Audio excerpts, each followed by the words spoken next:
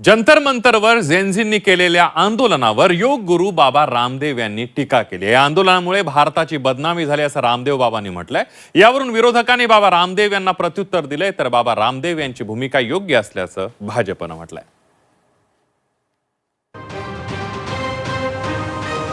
नुकत्याच झालेल्या जेनझी विद्यार्थ्यांच्या आंदोलनाची सर्वत्र चर्चा सुरू आहे। या आंदोलनामुळे धर्मेंद्र प्रधान यांना आपल्या मंत्रिपदाचा राजीनामा द्यावा लागला।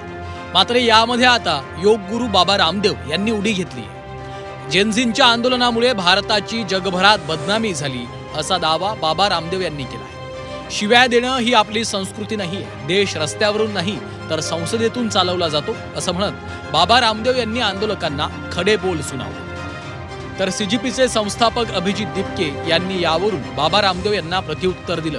आम्ही जय भीमचा नारा दिला, सर्व महापुरुषांचे फोटो लावून शांततेत आंदोलन केलं, यामुळे बदनामी झाली असेल तर आम्ही केली असं दिपकेंनी म्हटलेलं। इतकंच नाही तर बाबा रामदेव यांनी आता पतंजलीकडे लक्ष द्यावं असा टोला देखील त्यांनी लगावला। दोनों जंतर मंतर पर को जैन जी ने इकट्ठे होकर के भारत को बदनाम किया। गाली गलौज हमारी संस्कृति और हमारी प्रकृति नहीं है। देश सड़कों से नहीं चलेगा, देश संसद से ही चलेगा। और शिक्षा मंत्री कौन होगा कौन नहीं होगा ये सड़कों पर तय नहीं होगा, ये देश का प्रधानमंत्री और देश की संसद तय करेगी।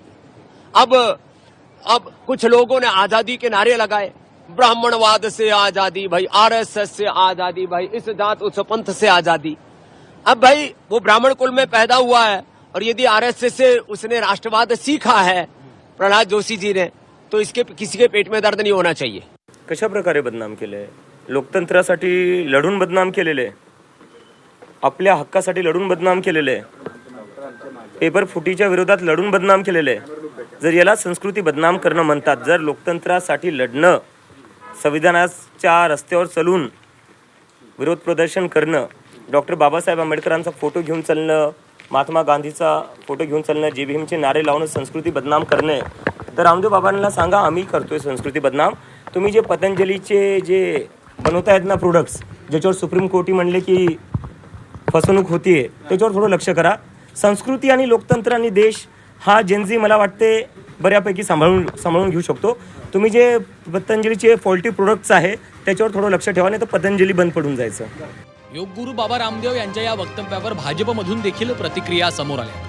विद्यार्थ्यांच्या नावाखाली पंतप्रधान मोदींना टार्गेट केलं जात आहे, त्यामुळे बाबा रामदेव अगदी योग्य बोललेत असं भाजपचे प्रवक्ते नवनाथ बन यांनी म्हटलंय। निश्चितपणे रामदेव बाबा यांनी अतिशय योग्य मत या आंदोलनाबद्दल मांडलं।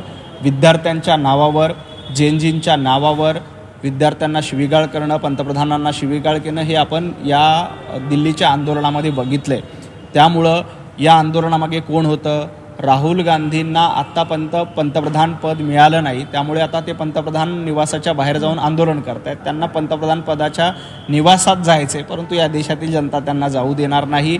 रामदेव बाबा म्हटले की या देशाची बदनामी करण्याचं षडयंत्र काही परकीय शक्ती आणि काही लोक जाणीवपूर्वक करतात, त्याची देखील चौकशी झाली पाहिजे। या वादात खासदार संजय राऊतांनीही उडी घेतली आहे। अण्णा हजारेंच्या आंदोलनामध्ये बाबा रामदेव यांनी सहभाग घेतला होता, याची आठवण राऊतांनी करून दिली। इतकंच नाही तर रामदेव बाबा केवळ व्यापारी असल्याचा टोलाही राऊतांनी लगावलाय। आप जो अनशन पर बैठे थे और महिलाओं के ड्रेस में भाग गए, वो किसका अपमान था? आप क्यों बैठे थे? आप भी आंदोलन में बैठे थे ना, क्यों बैठे थे आप मुझे बताइए। आंदोलन तो आपने किया, तब भारत का अपमान नहीं हो गया?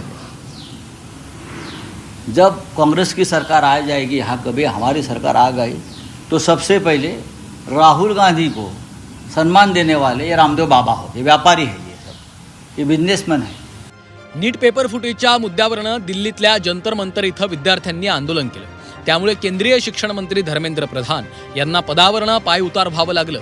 आता याच आंदोलनावरून बाबा रामदेव यांनी विद्यार्थ्यांना खडे बोल सुनावलेत, त्यामुळे बाबा रामदेव यांना सोशल मीडियावर विद्यार्थ्यांच्या रोषालाही सामोरं जावं लागतंय। ब्युरो रिपोर्ट, झी 24 तास।